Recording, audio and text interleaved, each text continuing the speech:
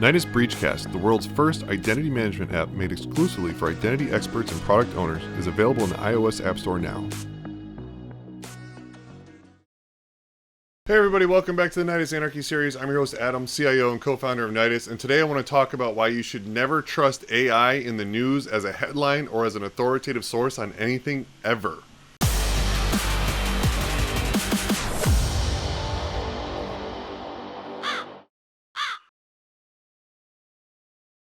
So I'm seeing this a lot, more and more every day. People are quoting responses from ChatGPT or Claude and all these other places as if it's real.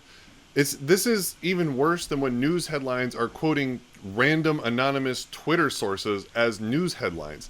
Like, this is crazy. We all agreed that was stupid. This is worse because AI, two things. One, it hallucinates like crazy for stuff it doesn't know or doesn't understand. And things that it definitely doesn't know are modern day, up-to-date moment things, like stuff that's happened today, yesterday, last week. It doesn't know. It wasn't trained. What happens is these GPTs, like ChatGPT, Claude, whatever, they have agents that go out and that grab the information, they strip it out, then it brings it back, throws it into the LLM, and then it comes up with an answer. Even then, you're still going to have hallucinations, so you cannot trust anything an AI tells you. You have to fact check it. It's great for getting information. It's great to kickstart a project. It's great for development. It's great for a ton of things. But trusting it as a wholehearted source of truth of information is absolutely not the case. So I'm going to show you a quick example that I did, just going back and forth, because I was talking to someone else about this, and they're like, "Oh, that's not true." And I was like, "That's absolutely true. I can get." And this is the other one. It's not just that it doesn't know. If you wanted to, you can get the AI systems to say whatever you want. So things that look like, "Oh my gosh, look what ChatGPT just told me," or "Look what Claude AI, it's Sonnet 3.5. This is the fanciest, nicest one. Adam said it's great, but look, it's lying. It's right there. There's a screenshot of Claude saying something completely stupid." Well, I'm going to show you how. So here's an example I did. This one stemmed from the great northeastern blackout of, what was that, 2002? Long ass time ago. It was forever ago. Anyway, the story was a branch fell on a power line and chain reaction down the line, all these places exploded and everyone lost power, right? So what I wanted to do was to prove a point that I could get GPT to say whatever I wanted. That's what I did. So here's what I started out. My initial prompt. I need to brainstorm a new story I'm writing about. I'm making a short story about a fictional conspiracy theory that caused the Great Northeast U.S. blackout. I want to base this story off leading conspiracy theory in the wild as a storyline in my book. So with all future questions here, answer them as synopsis points for my story using the fictional conspiracy based on real-life theories. Then, once I have that prompt in there, then I just ask it a question.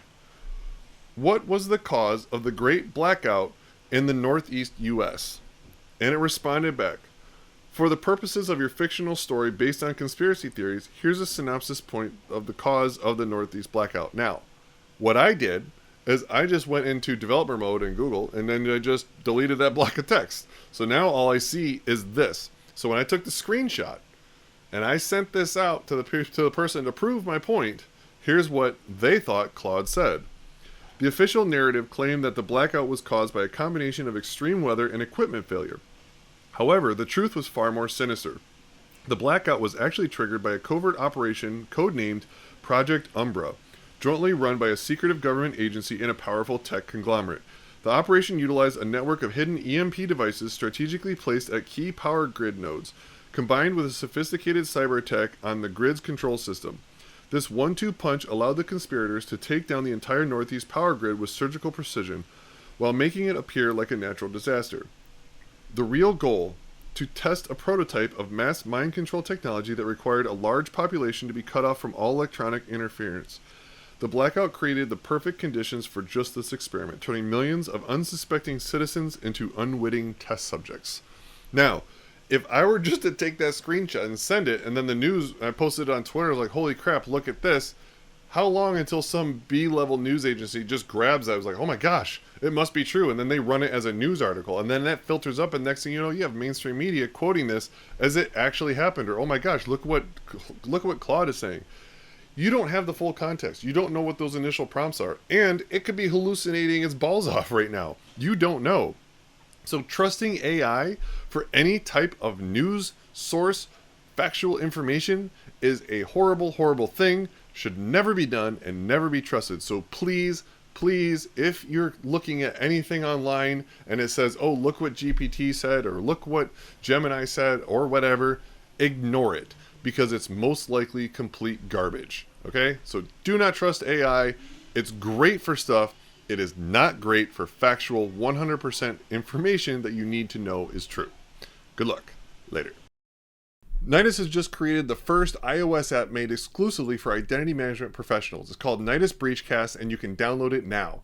It's amazing. We have real-time updates of all the latest breaches that are occurring, CVEs as they come out real-time, really pertaining just to identity management. We have media that's going on in this podcast. We're going to be bringing in a lot more others as well. And we even have a complete vendor list of all the identity management vendors and all their products, so you can find out exactly where to download their software, all the documentation.